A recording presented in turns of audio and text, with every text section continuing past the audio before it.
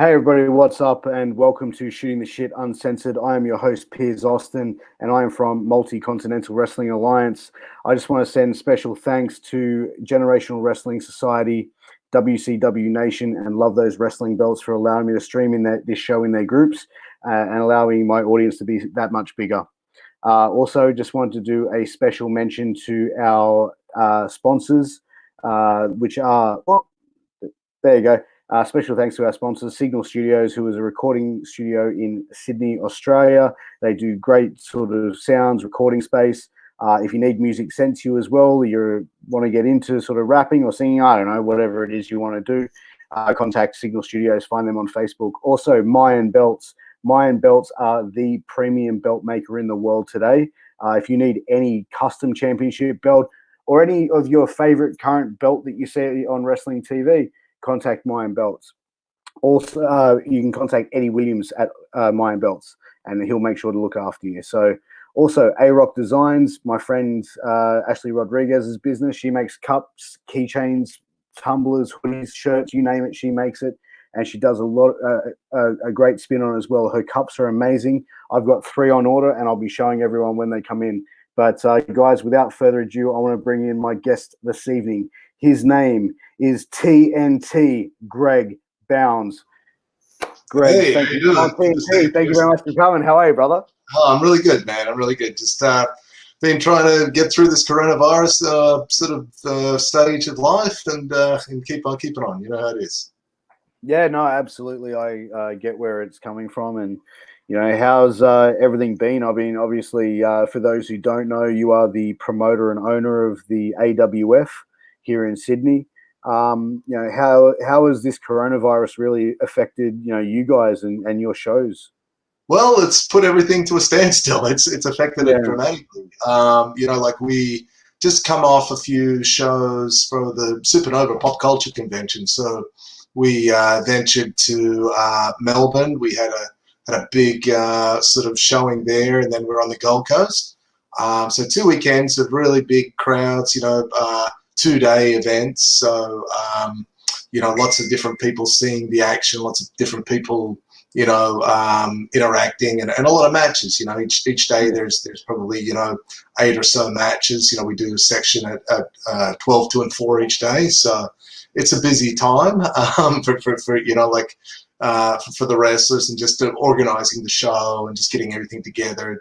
You know, a lot of cooperation, which is great. A lot of you know, things just behind the scene that go into those shows to keep them moving. So yeah, it was like a really busy time, and then pretty much like right on the last day of that, you know, the government was starting to bring in a lot of, you know, heavier warnings about, you know, the COVID-19 situation, and really the social distancing was becoming a lot bigger thing. And then, you know, pretty much by the end of that week, all the big statements had come down. We had a show scheduled for the following week on a Friday, which is just going to be in our Mothership Studios, sort of, which has kind of become a bit of a home venue for us in Sydney.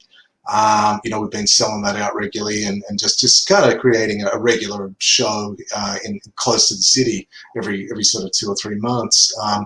But yeah, as it went, you know, as the week went on, the restrictions became a lot tighter, and we kind of, you know, we came to the decision, well, it's you know, just in a couple of days beforehand, like 2 days before, we kind of said, well, you know, at the start of that week, we were wanting to run it, and then kind of as the situation got more serious and the government, you know, sort of said that, you know, it's probably coming, that it's going to be a big shutdown on events, anything over, you know, I believe at the time it might have been 500, but then it went down to 100. So it was kind of like, well, yeah, we can't really run anyway. So we decided to pull the pin. So yeah, from there, it's affected everything, like our training. We haven't been having training sessions for the area of School of Pro Wrestling. So that's kind of on ice at the moment. You know, we're still keeping in contact with the students we've got and whatnot. And, you know, just, you know, every week I'll send them a little thing here, make sure you're doing your exercises and do this and that. But it's all new. So it's only been in the last couple of weeks that this all happened, obviously. So yeah, we were going to see how long this is going to go for. And obviously we're going to have to develop some other ways to keep things going. We're doing a lot of work behind the scenes with the video stuff at the moment, so I'm pretty much every day just getting some of our old catalog, starting to try to digitize that into files versus off DVDs. And eventually some of that will go up on like an online on demand thing. Some of it will go on, a little bit of it will go on YouTube, but a little bit of it will go on like sort of, an on demand style service to build that up again. We used to have a thing called AWF on demand, but I kind of closed it down because it was taking a lot of time and energy and not really getting that much. Like, it was covering itself and a little bit more, but for the hours and the time that was being put into it, especially by one young fellow that was helping out, it was kind of like, kind of felt sorry for him for doing all this stuff, and that many people kind of getting into it. It is what it is. Independent wrestling. Sometimes you can have a great product and put it all out there, but getting people to pay for it when there's so much free stuff out there and there's so many torrent sites and leech sites and all the other stuff is multi-million-dollar productions. Whereas if you're just on a local production with a few $1,000s, it's kind of it's a different different world sort of thing. So yeah, it is what it is. But so wrestling is as such is kind of like internationally, like even Japan, they're probably the last ones to just pull the pin, and now there's still a couple of companies, the bigger ones, that have TV obligations. As you see from WWE as well, they're running a few events just in front of cameras and empty buildings just to keep the TV side of things going and keep some kind of entertainment going. But as far as a lot of the promotions that are just bread and butter, run a live event, try to generate a few dollars from that and just keep the ball spinning. It's been a bit of a shutdown, especially in places like Australia. The laws have come in and they've just said, look, you're not allowed to run anything because of the potential spread of virus. So it's a crazy world we're living in. Now the laws are such you can't even have I think it's 2 people go out in more than two gatherings and stuff like that. So there's no way that anything pro wrestling related as far as live sort of stuff can go on. So we're in limbo. it does, and it makes it so much harder, especially for obviously the smaller promotions out there. I mean, the larger promotions out there have the funds to sort of keep them afloat past this period, but obviously there's a lot of promotions. Like, even you look at one of the major promotions in the United States at the moment, Game Changer. That guy is like almost like lost everything. You know what I mean? And the money that you outlay for big shows and stuff like that, as you would understand from years of being a promoter. But it just really comes down to obviously how these companies are going to be able to survive, and hats off to those companies that are able to do those empty arena shows, because they're still putting some sort of product out there, but you have to be able to have the funds to even do that to begin with, and a lot goes into or the venues to let you do it as well. Like the thing is, in Australia, you couldn't even get a venue to let you do that unless you had your own venue, and even then, like with the laws going on now, you're just not supposed to have groups of people together. I hear bits and pieces of the news. I don't sometimes have all the information, but I'll hear that the police will even come and they're giving big fines to people that are congregating now, which is it's serious stuff. You know what I mean? So like I guess the virus has become a very serious thing. There's a lot of speculation of how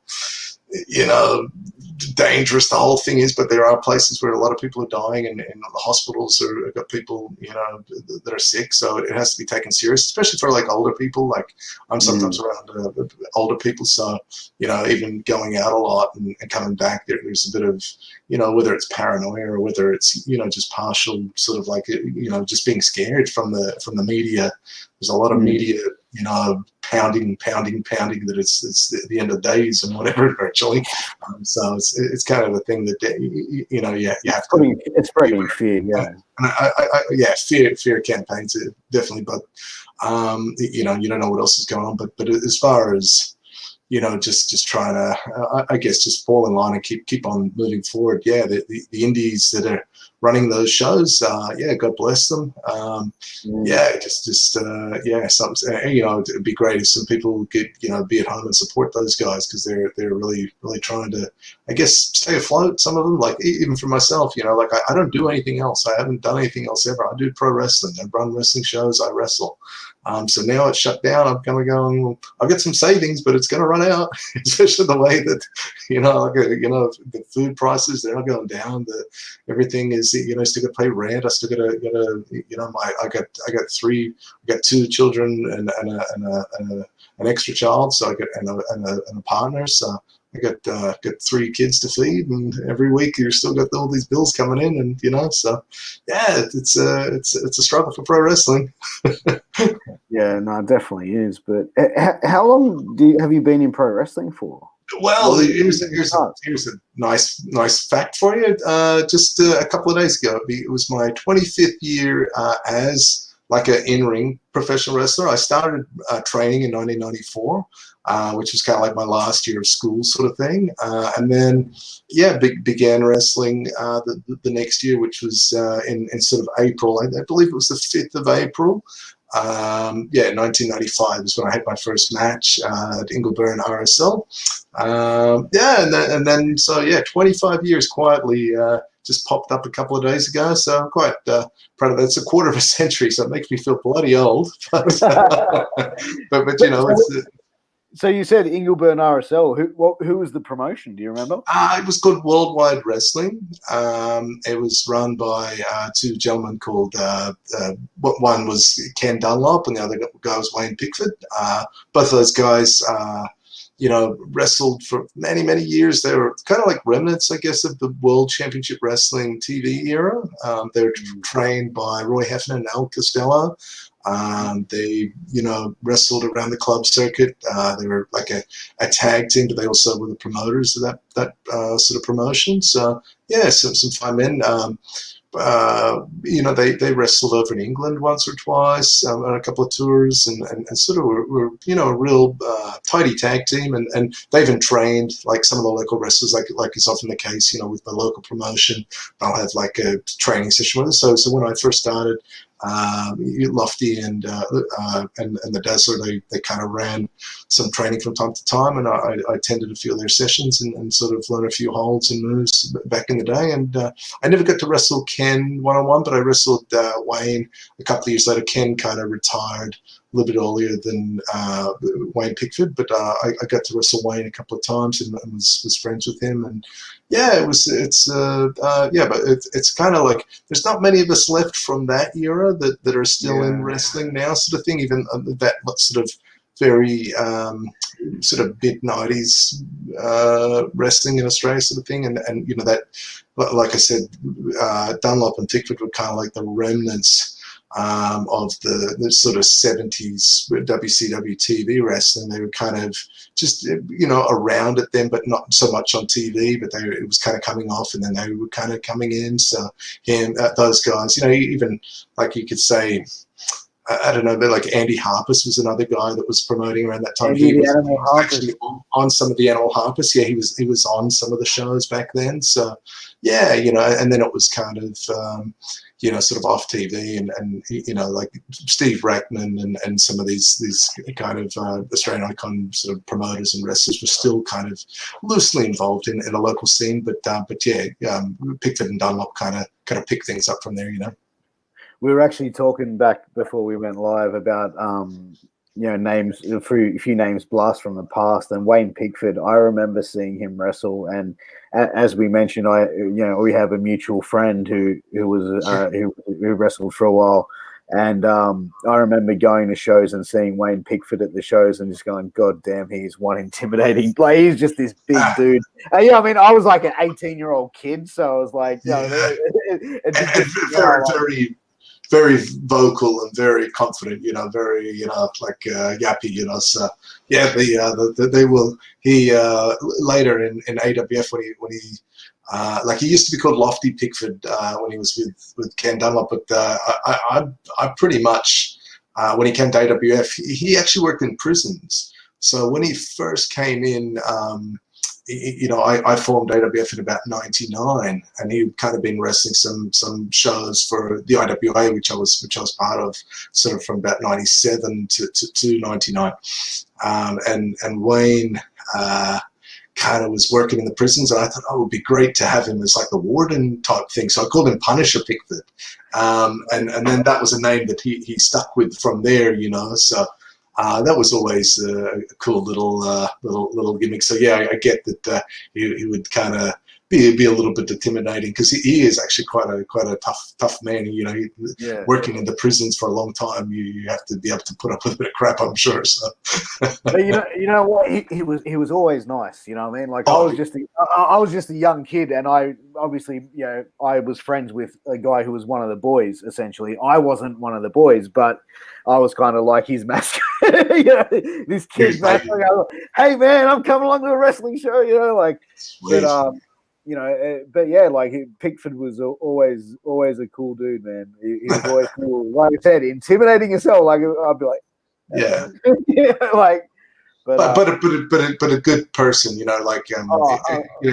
like quite heavily involved with the church as well. Not that makes you a good person, but quite often people that are they probably got some kind of morals and qualities. So yeah, Wayne is a gentleman. Yeah.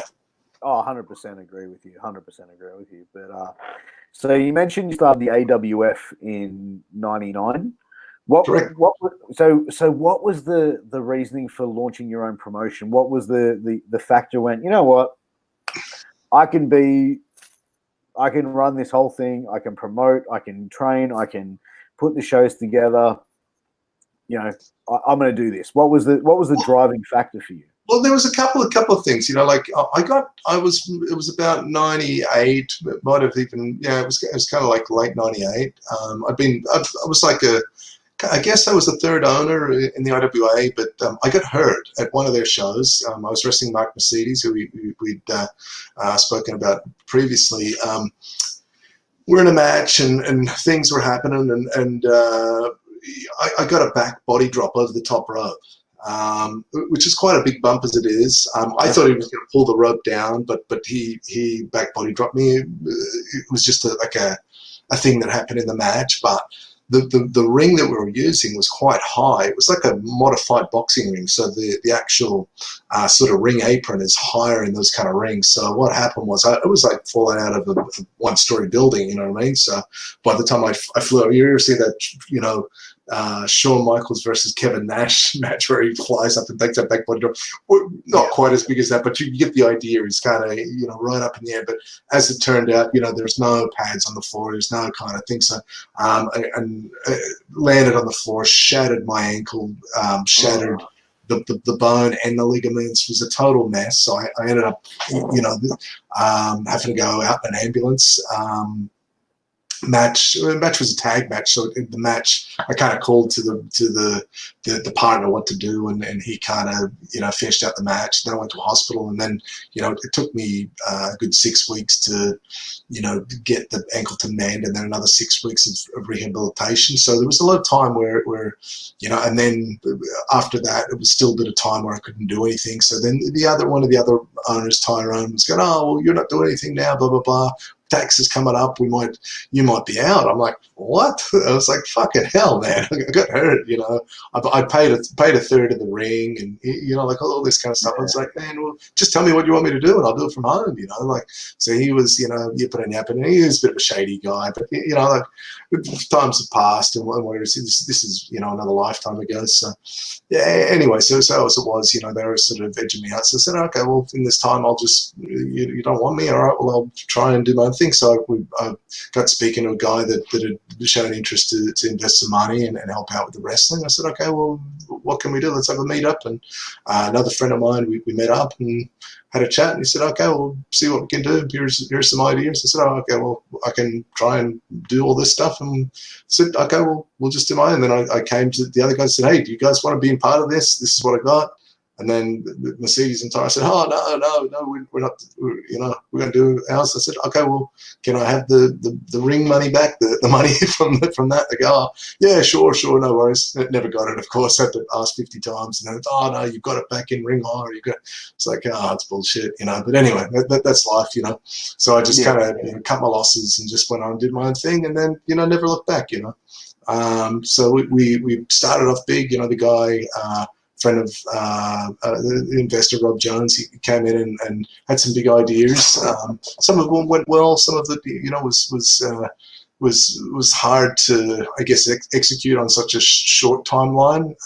So yeah, it had its successes. It had its sort of things that did go to plan. But like anything, it did some interesting things for the wrestling in Australia at the time. We did a few shows where we had really big crowds. In our initial tours, we had like Marty Jannetty over. I remember that. I remember going to those shows actually. Oh, fantastic! Yeah, right. I was at that show. Yeah. Yeah, we did a lot, and then we had Super Dragon who went on to run Pro Wrestling Guerrilla in California in the USA. We had Sabu, Chris Candido. A guy called the Gothic Knight, a massive sort of Canadian guy that looked like the Ultimate Warrior almost, but with a sword. We had some good wrestling stuff going on. We had some good local, like we mentioned Lofty Pickford. He was on some of the initial shows. We had Vulcan. We had myself, my brother. Some of the other. We had a guy called Brian Cannon was on some of the shows who Japan these days. He was from Canberra, wasn't he, Brian Cannon? Correct. That's right. Yep. From Canberra originally. He sort of wrestles a lot of independent shows in Japan, and he's the I'm not sure the spelling, but the Ryoku dog these days or something like that. Is he still wrestling? I thought he got really badly injured and retired. No, he's definitely still wrestling. He's still around. He was actually in Australia just a couple of months ago. Just come back for a little visit to visit the family, I'm assuming, and just catch up with a few people. But he has a thing called the Mad Dog Club, I believe, over there, which is just like a localized version of the Bullet Club, but a Mad Dog Club. he used to be called. His nickname was Dingo. For many years, so I guess that's where that emanates from. But yeah, good luck to Campbell. He was a part of the early IWA and AWF, and went over to Japan and just wrestled indies. He wrestled in Osaka Pro for quite some time, and a bunch of other indies, and he's wrestled some of his heroes, which is great. He got to wrestle alongside Jushin Liger one time. I remember he'd wrestled a few big names back in the day as well. But from my memory, I always thought he retired early. I don't know. No. He's still going. He's definitely still going. So you've also been training wrestlers for a number of years as well. So yes. One of our questions is actually from Christy, who is one of the admin for Multi-Continental Wrestling Alliance. She just wants to know how many people contact you each week saying, I want to be a wrestler, and think just because they watch it that they can do it. Well, I don't know an exact number. It varies from week to week. Around WrestleMania time, they come out of the woodwork. So I got one just like probably about 20 minutes before we came to chatting here tonight, Piers. So there's a lot of people that talk the talk, but when it comes to actually, taking the steps to actually do it, they're sometimes a little bit, further apart. You know what I mean? So, generally, I think that I don't know if it's just the genre, the like wrestling kind of maybe some of the fans are a bit dreamerish or something like that. And this isn't a knock. This is just more a statistical analysis on my part of things. So generally, I get a lot of inquiries, and then you kind of fish out who just wants to talk about wrestling, or is just some young person that's interested in wrestling but just wants to find out about it, or just wants to talk to someone that's in wrestling. There's a bit of that. And then once that kind of gets weeded out, and it's not weeded out in a bad way, it's just, okay, it is what it is. I'm happy to talk to anybody that loves wrestling, and if they're keen not to wrestle eventually, maybe they'll come to a show and support the show, and they'll, maybe just be part of the rest. Lazar, he's a legend. You know Lazar, do you? Of course, yeah. He was at the AWF Queensland shows probably just under 6 months ago when we were up in Queensland for some events up there. So yeah, we had one at Caboolture RSL where him and his mate came along. So what's the question? Mad Dog Club are a pretty cool faction. Yeah, awesome. Australia chapter with Australian Wolf, exactly. Yeah. Australian Wolf's a long-time wrestling friend of mine as well, and they've been doing really well up there. They've had some big shows for the QWA where they've had at least 500 people to the shows, which is great. Big production with big sort of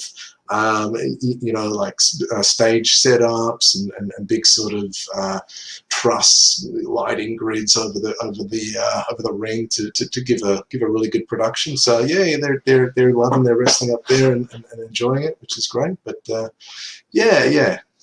But you know what? We're talking about AWF and how you guys started out, and I can actually remember back in 1999. Seeing the show, seeing the advertisements for AWF on television, and in my mind, back then, 99, I was 17 years old, and wrestling was probably at probably the biggest peak that it's had, besides I think the early 80s or the mid 80s. Sure. And I was absolutely as soon as I saw AWF, I'm like, there's an Australian WWF. What? And my brain was just exploding. And obviously, getting to go to some of those shows at 17 and seeing it, and and I think as I said to you earlier, I actually was in high school and I had to do an assignment on business, and I actually contacted AWF and spoke to you. I remember, I definitely remember seeing you, and you were like, I'm like, yeah, dude, can you send me information? Can I come to your office and see this? And you're like, yeah, there's no office. No, we did have an office. We actually did have an office in 99 and 2000. We were in between at one stage, but we had a really good office over in it was in Mount Druitt, but we did have a wrestling ring set up there, and we had a shop called WrestleMart where we sold, because wrestling was popular, man. Wrestling was every kid wanted those shirts and those figures and stuff. So we had a little shop there and did okay for a while. I had a guy, one of the other wrestlers was working in no, not the one at Parramatta. That was the T-shirt shop, World Order T-shirts. We were at Mount Druitt. We had our training set up there and had a thing, but we knew those guys, Shay, he's an AWF guy. He's a champion. We got Shay dropped in. What are some of the crazy sort of reactions you've seen over the years? We'll get to that. Yeah. But the humble beginnings were quite quite well put together, actually. The AWF, we had a shop called WrestleMart, so we had we actually had a deal for a little while with the shop at Parramatta World Order T-shirts, where they were bringing out a lot of shirts and funneling them out to all the markets and stuff like that, so they were getting them at a good price. So we had a bunch of stuff coming in from the States as well, but sometimes we were just like, well, we if you're getting in a bunch of this stuff, you're getting it at a decent price, and we can get it off you at a decent price. We'll just have it at our shows and whatnot, and just saves a lot of in between, or just doubling up, getting the same stuff sometimes too, So yeah, they were big days for the wrestling. The sort of late 90s, early 2000. I guess from about 96 through to about 2003, it was pumping. Yeah, it was. Yeah, it definitely was. And I think that pro wrestling is has peaks and troughs. I mean? It goes up and down. And I think obviously the Hulk Hogan thing, wrestling was cool. It gets to the mid 90s, 94 to wrestling sort of plateaus a little bit, and then the Attitude Era spikes. Then blows, and I think we're probably at another spike now, where wrestling is probably at an all-time high. As far as, take the coronavirus out of it, of course, but wrestling has definitely gone through a boom in the last 2 years and has continued to skyrocket. Obviously, you've seen there has been a lot of interest. I don't know whether it's fully. It was on its way to getting back up there a bit, but it just like this way that the world has come to right now, as you mentioned with the coronavirus and just stuff like that. It just hopefully it can get back on track when we get back. I guess WrestleMania was the last couple of days, and they tried to do a big effort there. I haven't watched the whole show, but I've seen little snippets of it. The last couple of days, watched 2 or 3 of the matches from the first event, and saw the opening match of the second day. It was just kind of like, I guess, good to still see some kind of representation out there. And I even noticed it was on Chelsea 7 News. They put the first night, some of the highlights. It was done, in the usual sort of sarcastic or a bit of a smart ass sort of remark here and there afterwards. But some publicity and some sort of fanfare is always good, even though it wasn't like I was at the WrestleMania. Last year I was at WrestleMania, and it was another one of those mega ones where it was 80,000 people or something like that. Wrestling has been just I think the explosion of the internet and the indies has really kind of opened things up and given wrestling that extra layer that it's not just WWE, and then WWE has also running its own independent wrestling now with NXT and NXT UK and whatever other little sub projects that they've got worked out. Don't be surprised if they have like a lot more of those sort of film matches now, and I wouldn't be surprised if at some stage in not straight away, but in the near future they'll run a show which is all matches like that. You know what I mean? Or run try to make a movie out of something like The Undertaker. They could try to make him a movie star or like a weekly TV show like with themed stuff like that. I would not be surprised at all. Especially The Undertaker now that like they probably had a bit of trepidation. Like if he had another match that didn't go so well with the fans in a live situation, it could have really, really like ended him in not a good way. But at least in that environment, they had that kind of situation where they could look after it as well as they could, really get the character work going on. They could. It wasn't so much like a wrestling. There weren't suplexes in that thing. I did catch the Boneyard match, but it was all punches and kicks. It was really well shot, and it looked like a cool little movie. Like I don't know whether in the world of wrestling, to me, like I'm kind of like, when I see this kind of stuff, it's like, what? So does that count as a match? Like not the statistics really mean anything, but you know what I mean? Like it just kind of like I mean, like the whole thing. Like I watched that match, and I went, if I just saw a fight scene in a movie or a TV series, then that was really fucking cool. Yeah. The fact that if I had to sit there and say, hey, my friend here, you've never watched wrestling before, watch this. This is wrestling. That would not be the first match that I go to. No. But in saying that, if we remember back a few years when the Hardy Boys had their compound matches, they really started that sort of theatric in there. It was the exact same thing as that, And even that, I kind of would see some of those like old WCW mini movies. While they weren't actually advertised as matches, they were just kind of like the wrestlers walking on beaches and little midgets running around and all this kind of crazy stuff. They're more promotions for the pay-per-views.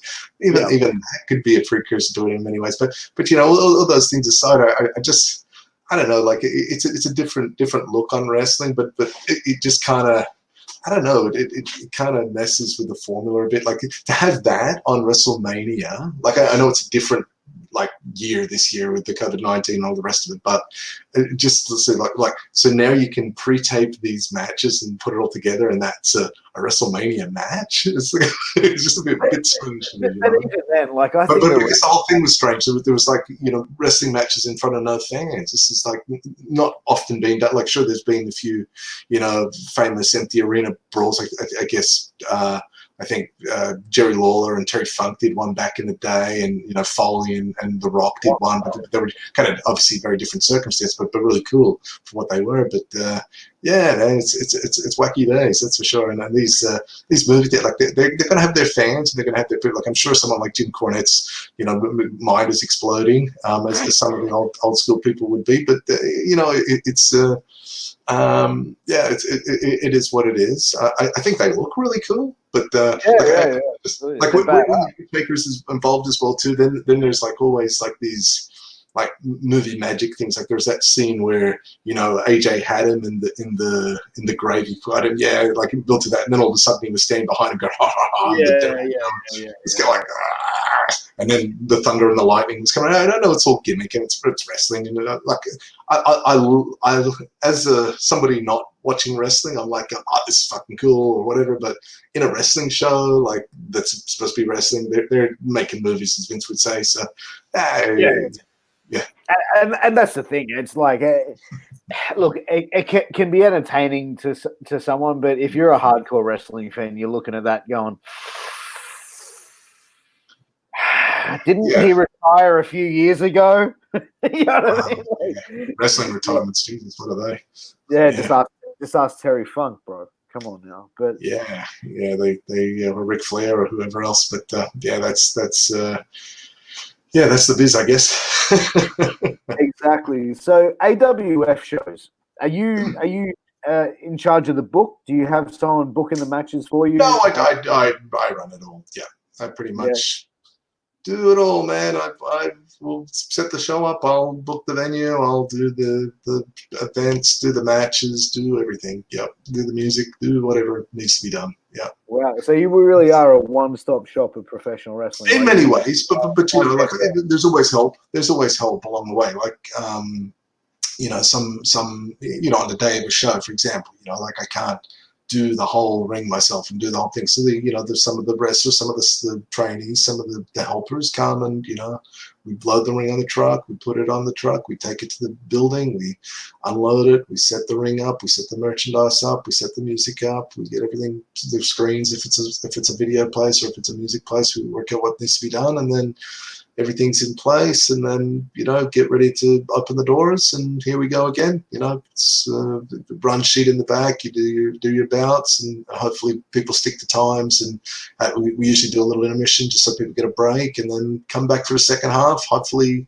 put on a good climax to the show, and bring them back another time. Give them the dates for the next one. Say, hey, hope you enjoyed it. Tell your friends. Meet the wrestlers afterwards if some guys are available, and come back and spread the good word. That's incredible. And how do you find obviously getting storylines and creating storylines for your guys? Is it something that you guys try and create a storyline for that show and telling that really short story, or do you have storylines that you really try and plan out over a period of time where you can do it? I mean, obviously, with independent wrestling, it's hard to really have like a big 6-month program written out and planned. But is that something that you guys try and work on? Yeah. Well, my shows, it's both. It's both. So I try to do it so that if somebody had just come once, they could get what was going on, and it's all in one show, but it's also a longer picture. So, there'll be an angle that, maybe towards the start of the show or early in the show that will kind of recap some things. And that way, if somebody hadn't been before, they go, oh, these guys don't like each other, and they're probably going to wrestle later on in the show. So there is something going on there, or there might be someone come out and do something earlier in the show, and that will lead to something bigger later on, or within that segment to cause the friction, and then it can go on. So if the people were here last time, oh yeah, they're still at it, they've got some tension from last time, or we can see that's just being circulated and it's going to get bigger later on. So yeah, both sort of ideas are there, to try to have a show that is a standalone show, but in the same time, there is a bigger picture that, these people are going on, and there are angles that people did want to follow it, Yeah, no, that's fair enough. And, obviously, how often do you have wrestlers coming up to you going, mate, I ain't doing the JOB today, bud. I've got... I've got my girl in the crowd. No. I got some rats. Not often, maybe other places happens a bit more, but I got a pretty good crew. Most of the guys get it, which is good. Anyone with an ego won't last, or we just there's no place for it in wrestling. So, being confident and know what you're doing is what wrestling's about, and being part of a team. Once you're in wrestling for a long time, if you want to remain in the one promotion for a period of time, you realize you're as part of a team, and there's a bigger picture.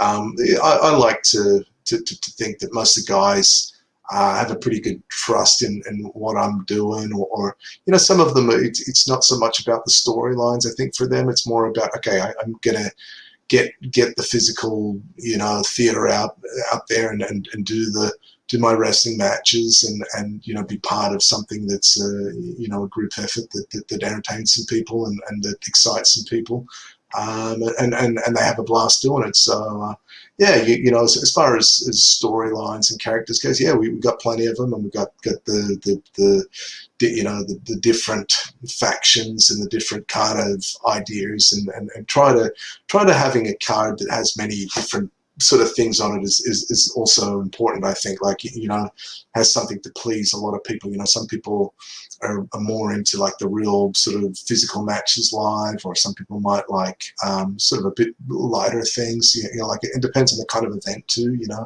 Like if it's an event where we've got like a lot of children in it, obviously we don't want to go too hardcore, otherwise it's going to turn a lot of people off and not bring them back. But if we've got events where it's an adults only event, we'll sometimes raising the intensity or the stakes, or maybe some kind of gimmicks, or some kind of just the flashiness is different, you know what I mean, or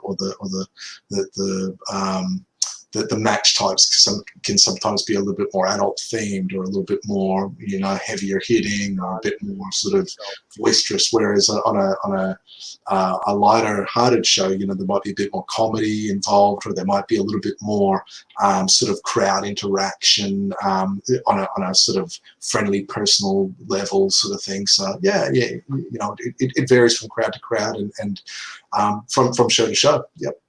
So those more adult shows, how many times have you really got to sort of grab some of the younger guys by the horns and go, "Hey, he's up. No, you're not doing that spot tonight," or do you have guys that really want to go out and do some crazy shit, and you have to pull them back in sometimes, or? A lot of the time, like with my events, like I give to an extent, like guys, a bit of an outline what they can't do. Like, please don't go out into the crowd and do this, might be an example, or don't. You can't do certain things because it's venues, and it's sometimes the product as well, like so what we want to project, like obviously if we've got an under 18s, just like or an open show, we don't want our guys going out there and swearing their heads off.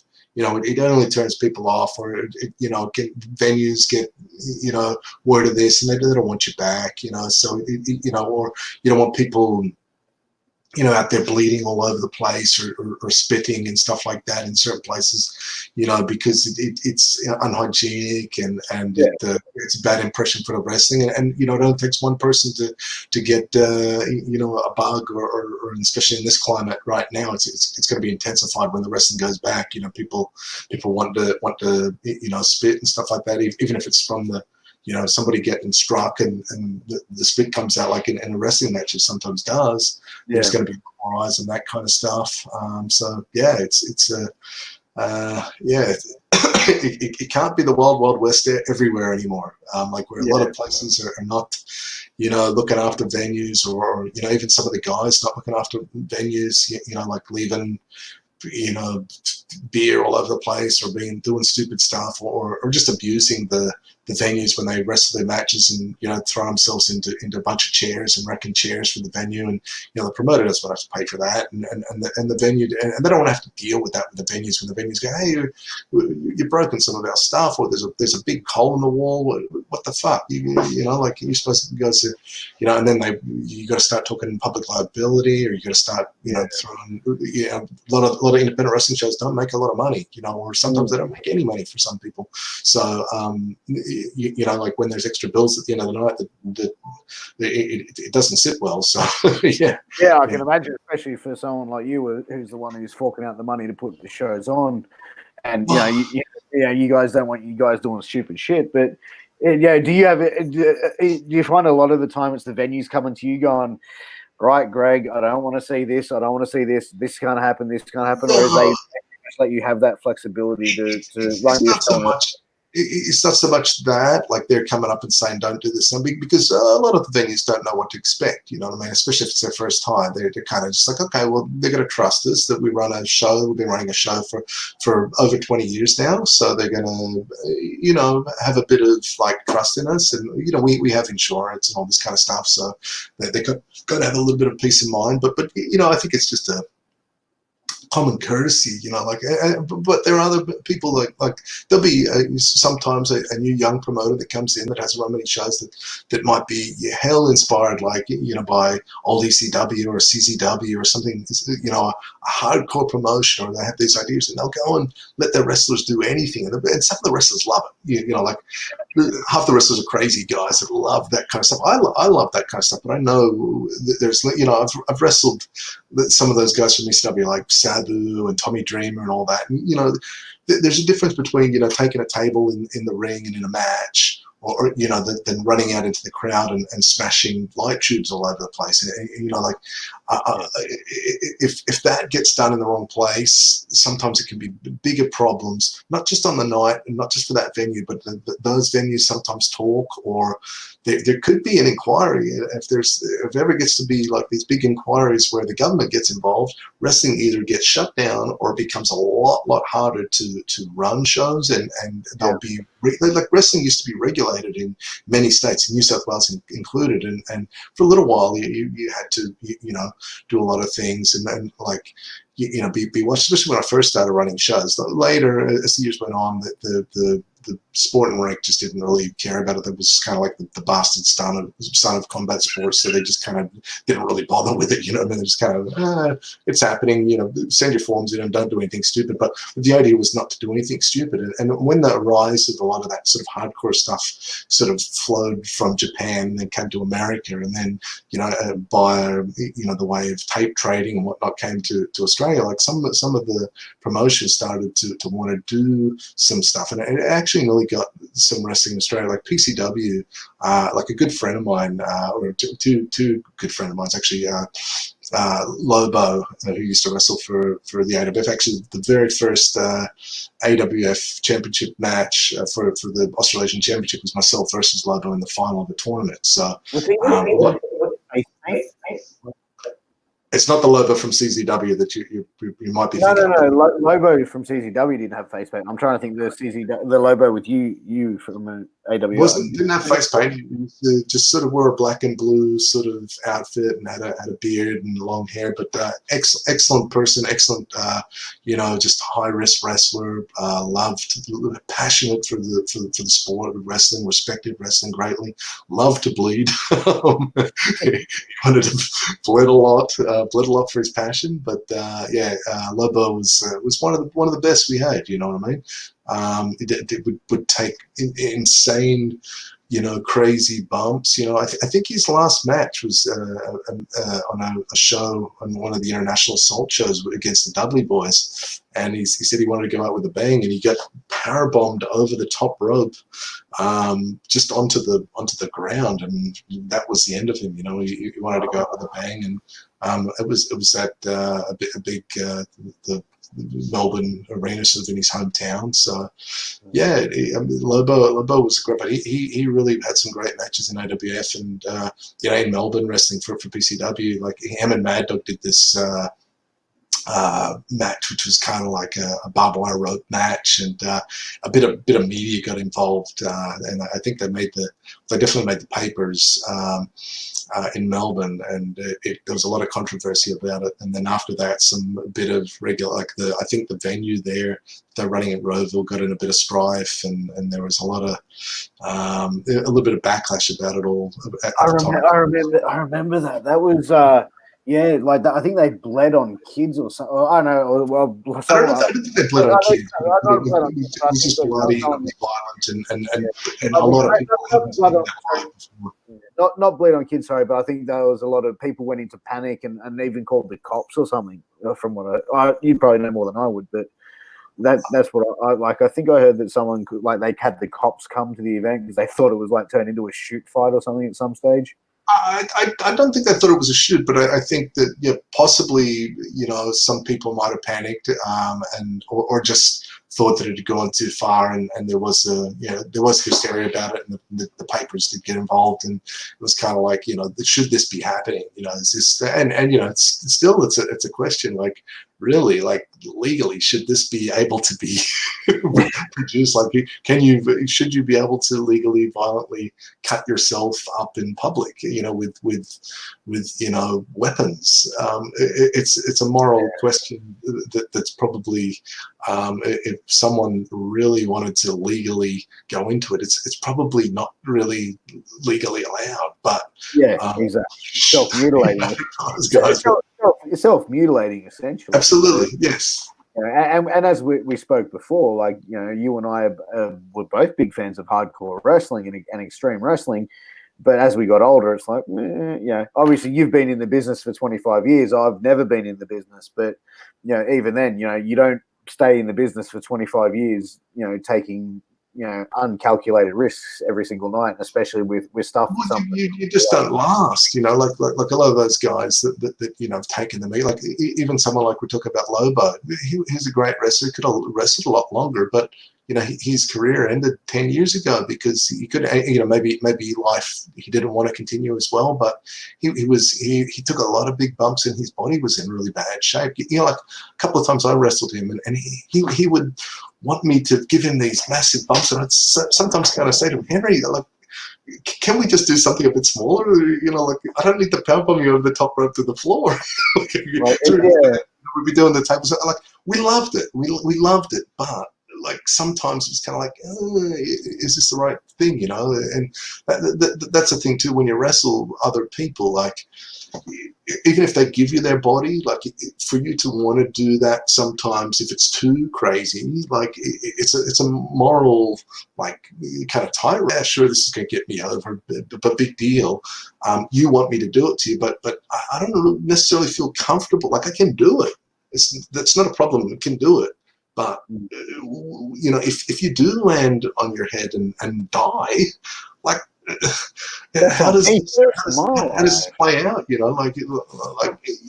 It can happen. People have died in the ring. And I'm not saying it could be anybody. You know what I mean? Like so there, as a wrestler, especially as a trainer too. Like over years, when you wrestle for a long time, you mature a lot. You see situations come and go, and you're in these situations yourself through the years. You see other friends and other wrestlers that have been in the situations. You go, well, if that smaller person's doing this thing to this bigger person up there, and they don't really do it properly, the margin for error is a lot bigger than if it's the other way around, and he does know how to do it. But even when it is the other way around and he does know how to do it, there is still that small freak chance that when he does that flipping thing off the top and he lands and he doesn't hold him properly, his neck will break and he'll be in a wheelchair. We've seen it with true professionals like D'Lo Brown and Darren Christoph. Just like the sit up sort of power bomb, sort of the low down sort of sit down slam power bomb. Droz was in a wheelchair. He still is. Like he never got out of it.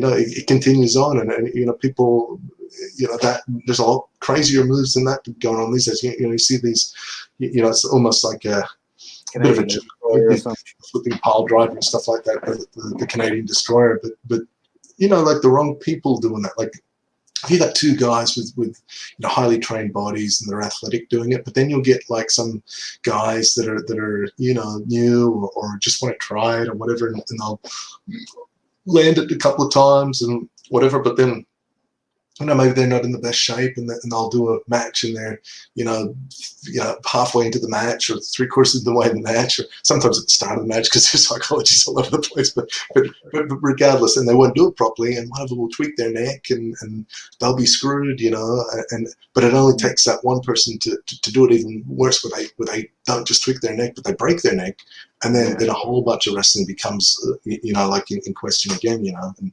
like wrestling's been one of those things that it's had so many like detractors through the years that anything else would have been shut down, and wrestling is maintained, but it sometimes could only take a couple of bad luck things in a row to happen for there to be a lot more, eyes on it, especially in a place like Australia where, they want to regulate stuff. There's always some board wanting to get money off something that they can. It only take a few people to, these sports entertainer wrestlers that like that might fuck it up, and then everybody's screwed, or it just becomes a lot harder and a lot more expensive to run wrestling, and that might be good for some, like some of the more established ones. It gets rid of the thing, but it probably becomes a lot more work and a lot more loopholes to jump through, and it makes wrestling more expensive and difficult, which we don't want. We want people to be able to wrestle if they want to, if they're good enough and they put in the time. But at the same time, we don't want people that are just coming in here and wrecking it. Yeah. Well, not even just spot monkeys, just people doing things irresponsibly. Reckless, and that's the thing. Like, as you said, pro wrestling is just the slightest move of error, and you can kill someone. And that's why what you guys do, you are highly trained professionals in being able to do what you do. That you take someone who's untrained, they don't know how to fall. They're going to either hurt themselves or they're going to hurt someone else. But and especially I think obviously Australia and some of these smaller shows, and a country like Australia as well. Like, there is a lot of wrestling fans in Australia, and a lot of young guys coming through, as you see, in your training academy. But where do you see Australia currently with professional wrestling? Like, professional wrestling in Australia currently, how is it now? Is it healthy? Obviously, let's take away coronavirus, right? Let's talk about professional wrestling in Australia. Coronavirus off the table. How is it right now? Well, right now, before the corona. It's okay.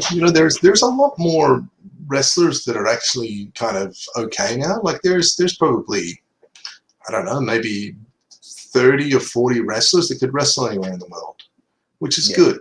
Like, there's probably 500 wrestlers, I guess, in Australia, maybe more. Maybe I'm underestimating the numbers, but I guess like in New South Wales, there'd have to be. No, maybe there are more than that. Even if in each major state there were like 100 to 200 sort of thing, guys that know how to wrestle. Not all of them wrestle currently or wrestle all the time, but like in Melbourne, there's about there's got to be 8 or 9 feds. In Sydney, there's probably 6 or 7. Then there's, in Queensland, there's 4 or 5. There's one in Tasmania. There's one in Northern Territory, even though they don't have all their own wrestlers. So there are quite a few wrestlers. Some of them aren't as polished, or some of them aren't as good, or don't look as good, or whatever. But there's a decent, there's a decent chunk of guys that can wrestle. So. And there are a lot of shows that go on, some of them pretty good, some of them not so good, some of them just exist. There are some places that need help. There are some places that do okay. I think, I guess there's been a little bit more exposure for the wrestling in Australia. Like, there's a few promotions that draw consistently, which is good. So I think it's better than it's been in past years. I think that sometimes certain people kid themselves a little bit with the numbers to think that it's a lot better than it is, like, or that it's ever been. Like, there have been times in Australian wrestling where, pre-internet, I guess, and pre their existence for it, for how healthy the Australian scene was, like Sydney and Melbourne. I guess in the mid 80s through to the start of the 90s, but it was always getting good crowds to the shows. But it was different world back then too. Like the competition for like the viewer was a lot different, you know what I mean? Like there wasn't as much, like pay TV and video games and all that kind of stuff. At home entertainment wasn't as big. It was kind of like, there is wrestling, we can go to it. So there was more, I guess, opportunity for people just to want to go out and do stuff like that. So it's a different world now, which I understand. But there were times in Australian wrestling where I think it was probably like in the World Championship Wrestling days, obviously, where it was on TV and stuff like that, it was definitely bigger because they were doing thousands every weekend or every couple of weeks to shows when they did their tapings. But Sydney Stadium and the in Melbourne sort of thing. So and around Australia for that matter, So. But it's definitely there are a good crop of wrestlers. There's a bunch of guys that are really good that can main event shows anywhere in Australia, and can wrestle overseas in places like Japan. And as you see, like in even the WWE system now, there's probably there'd be 6 or 7 Aussies. Obviously Buddy Murphy, the Iconics, Elliot Sexton, Jonah Rock.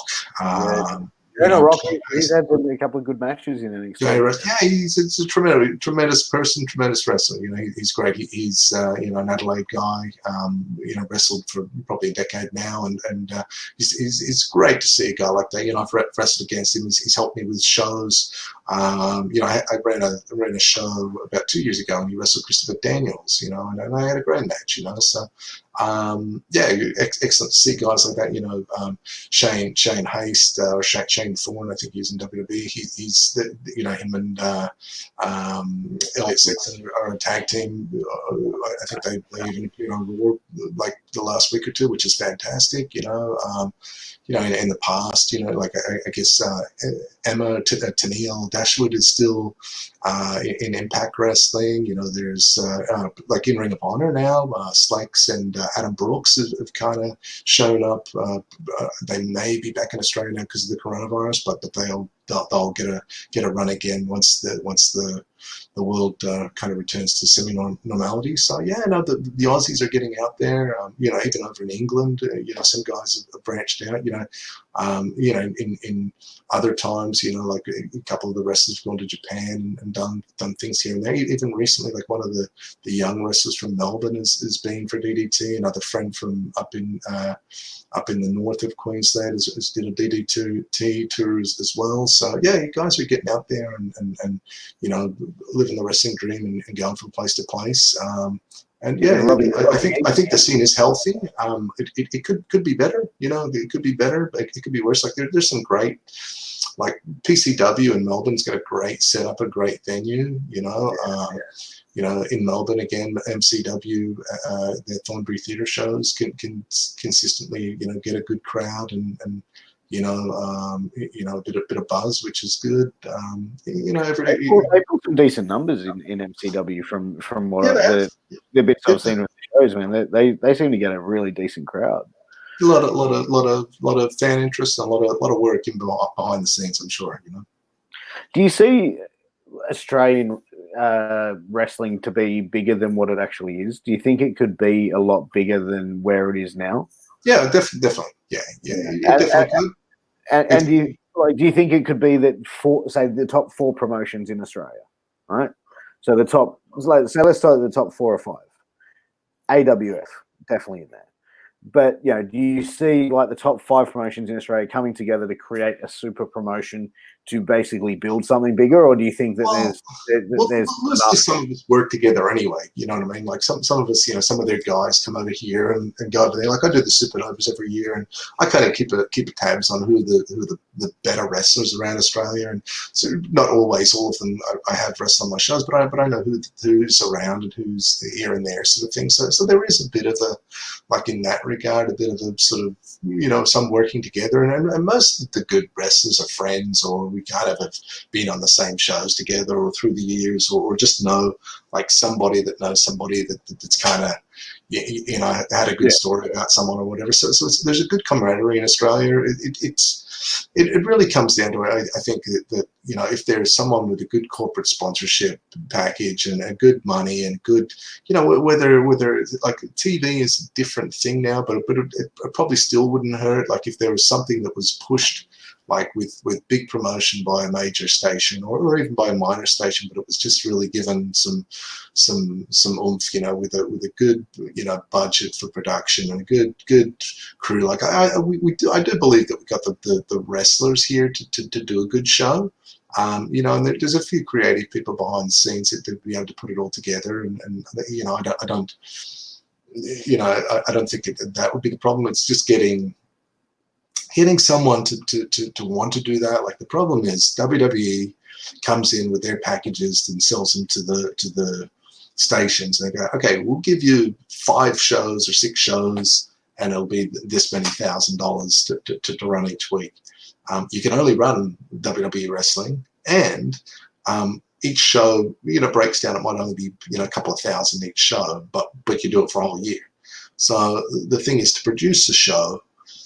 Versus that, it costs a lot for them to start it up or whatever. And sure, they might be able to own part of the promotion, or they might be able to get part of the merchandise or whatever if they're doing it that way. But it's still a lot startup comparatively. So they probably just guess, well, it's not going to look as good because they've got billions of dollars and they've just been doing it a long time. It can look, you know, a localized version. It can still be cool, but it's not going to look as good.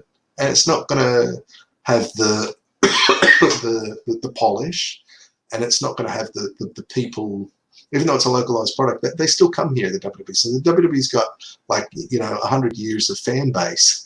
Whereas anything that new is, oh, who are these new guys? And there's going to be people picking at it. And it is difficult. It's not impossible. Like on a smaller scale, like I've just started running my own little YouTube channel again. This is AWF Wrestling. We've done 3 shows.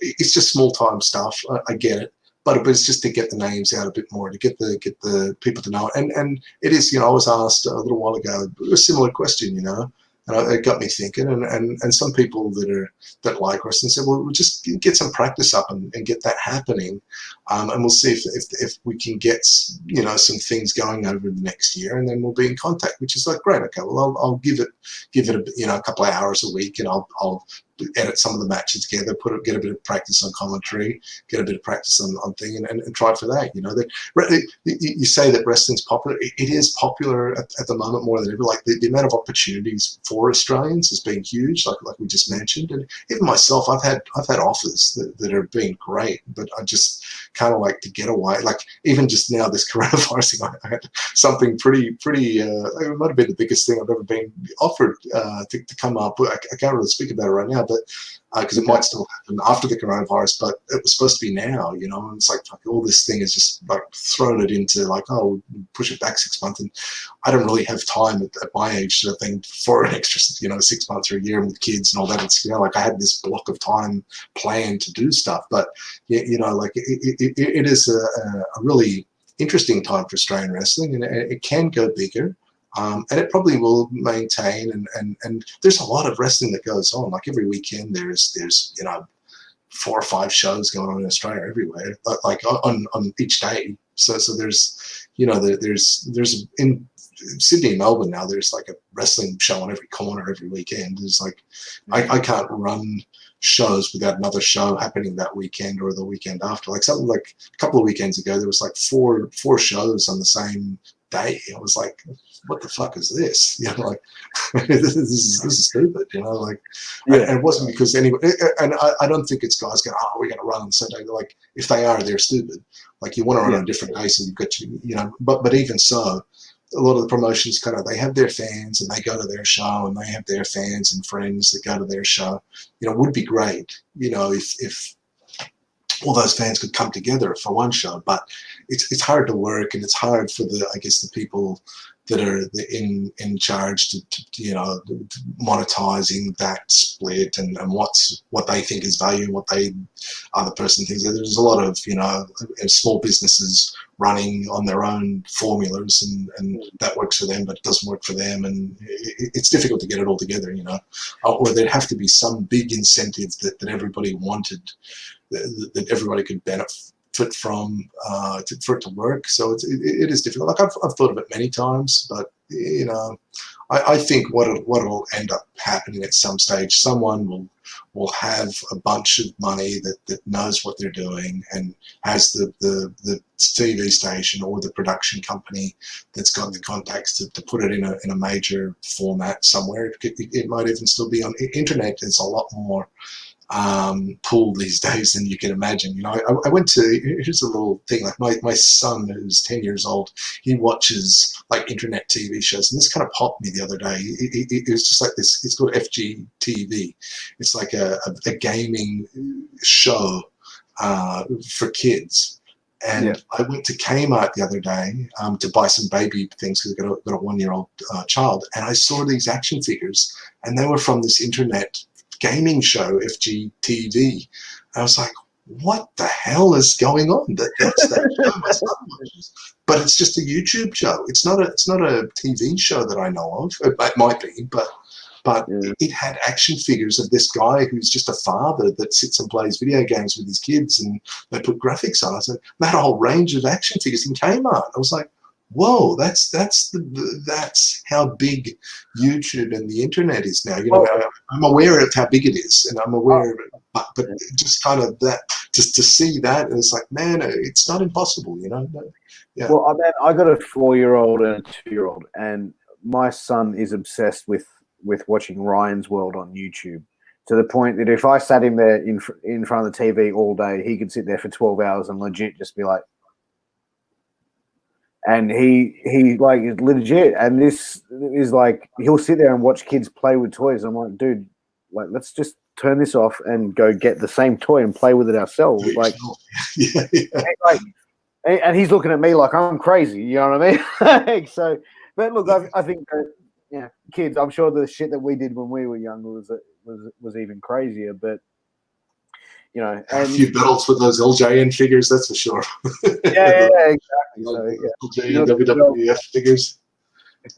But look, we've been here for an hour, and Greg, TNT, you've been great to give us a bit of time, to come on here. So where can people find you? I guess online, my Facebook is probably my most popular one, which is just TNT Greg Bownds. It's got BOWNDS.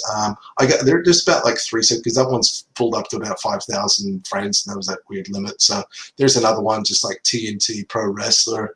If you're keen, it's pretty much all the same content, all of them. But and then there'll be another one, which would be, I think, TNT AWF.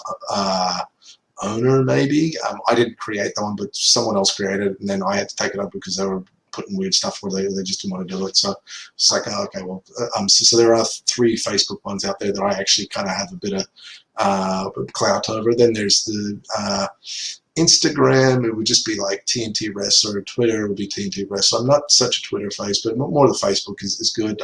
Or the Australian Wrestling Federation stuff, though, is important to me. Like the YouTube channel, which is just youtube.com/AWF Wrestling. We're putting out the This is AWF Wrestling sort of internet show approximately every 2 weeks. So it's kind of been, we're up to the 3rd episode. We'll put together the 4th episode in the next couple of weeks.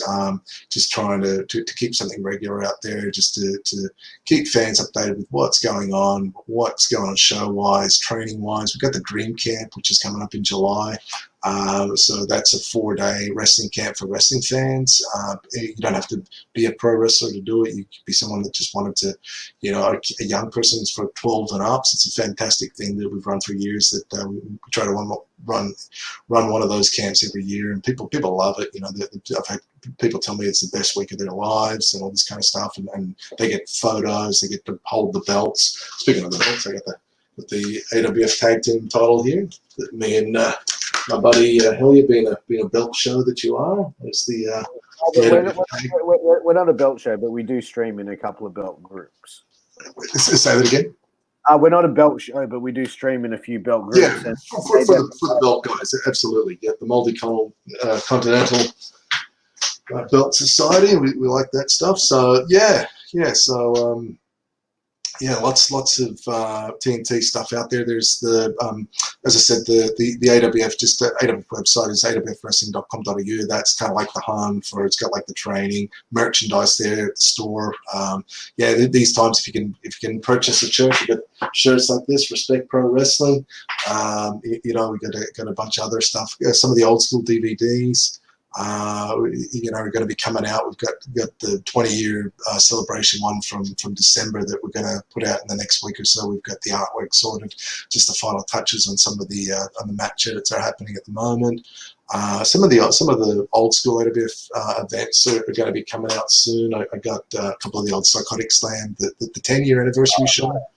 Which will have you got Al Snow coming on in a couple of days or so it'll have Al Snow versus Chris Masters from their match in Sydney. My match against Steel Cognito and Steel Cage is on that one. So it's a couple of we've had some fantastic world-class shows through the years at AWF, and some of it kind of through time has been buried or just through whatever just to get it all edited in a good format to have it in different places, or it's been on DVD and the runs were on a short runs of DVDs and they all got sold out, so it was never reproduced in mass. It was only kind of sold through our website or through the shows. So we were going to re-release a bunch of stuff that we know. We've got so many great matches that appeal to people around the world. We've had some amazing world-class wrestlers through the years, guys that went on.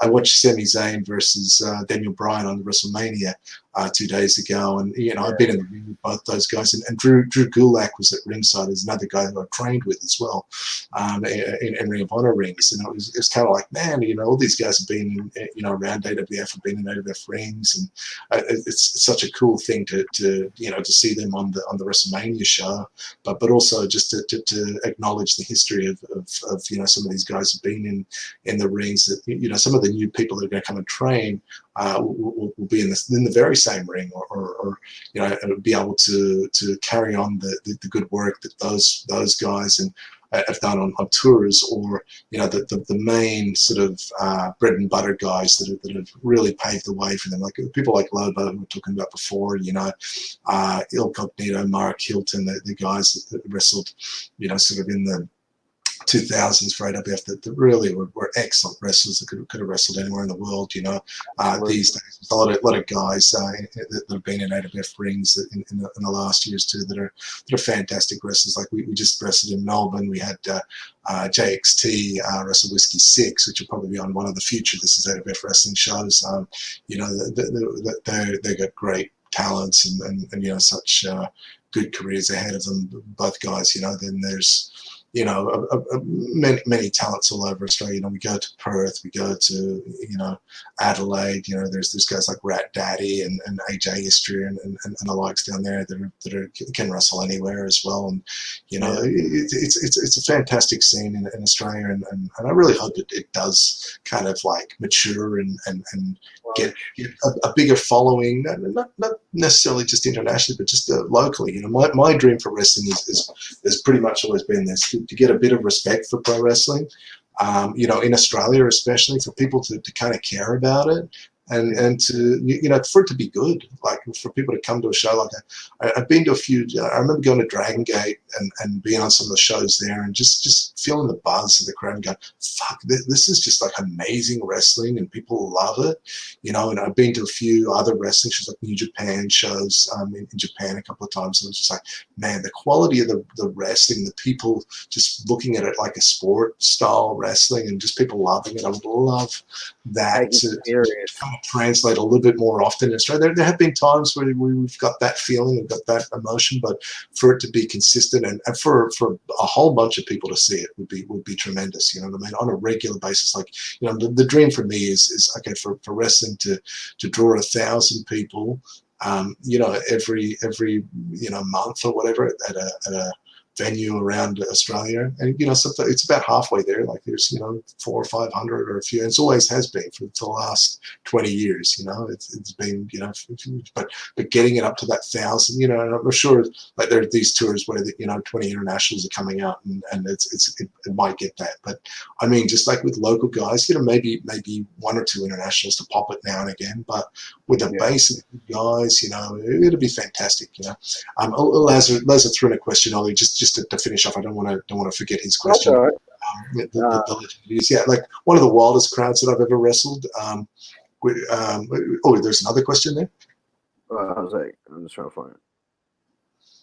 I think he said something about wild crowds. It would be cool, the history of Australia, if we had our own AA and super promotion based here in Australia. Yeah, it would be cool, Lazar. It really would be cool. But yeah, you know, it takes a lot for that to happen. But yeah, we'll see if it ever eventuates. You know what I mean? Like with a lot of money and a lot of just like I think the other local promotions would still exist, but you know, maybe using their talents on a bigger show. Like back in the day, there was a couple of things called the Australian Wrestling Super Show, which kind of, you know, cherry picked a whole bunch of the better guys, but they worked with the promotions and you know, they acknowledged where they came from and who they are, and did some shows, and they actually were on Foxtel, and they're kind of a medium-sized deal. They're a big deal for the local wrestling scene, sort of thing, but we had a few people watching. There's, you know, like I said, there's 500 people at the shows, and it was yeah, they were cool, you know what I mean?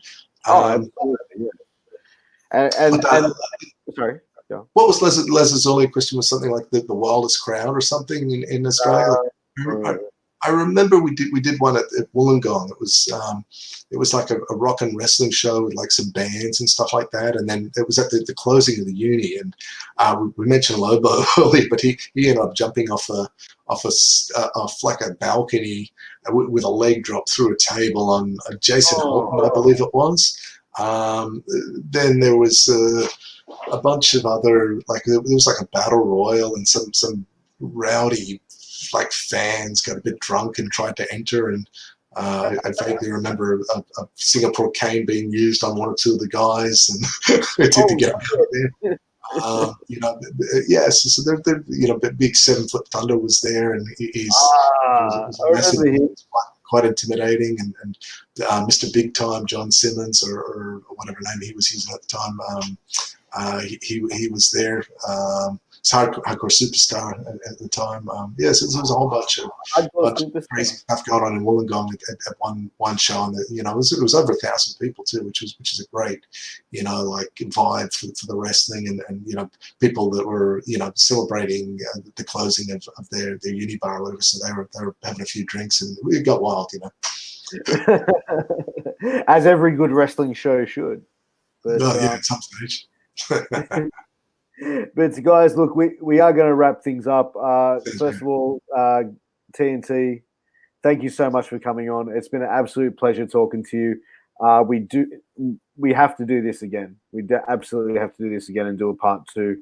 Because I feel like we've only just really scratched the surface. But guys, just want to say a special thanks to our sponsors, Signal Studios, A-Rock Designs, and Mayan Belts.